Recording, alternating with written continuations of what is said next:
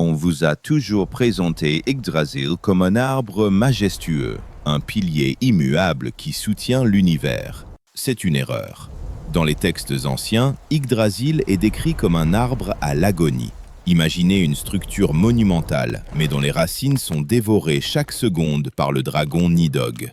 Imaginez un univers qui tremble, non pas de puissance, mais de douleur. Les 9 mondes ne sont pas posés sur des étagères solides, ils flottent sur un organisme vivant qui est en train de mourir. Ce qu'on ne vous dit jamais, c'est que la survie de l'humanité dépend d'une rosée magique que les Nornes versent chaque jour sur les racines pour empêcher l'arbre de pourrir totalement. Si les Nornes s'arrêtent, l'arbre s'effondre. Et si l'arbre s'effondre, les mondes se percutent.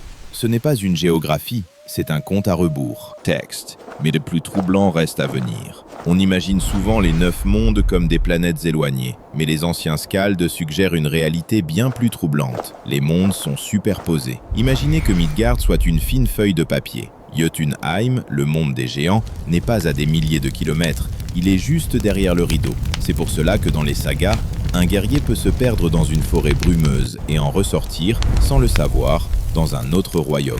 Ce qu'on ne vous dit jamais, c'est que les frontières sont poreuses. Les Vikings ne craignaient pas les géants parce qu'ils venaient par la mer, mais parce qu'ils pouvaient traverser la réalité. Cette instabilité explique pourquoi Odin doit constamment voyager pour surveiller ses brèches. Pourquoi le chiffre 9?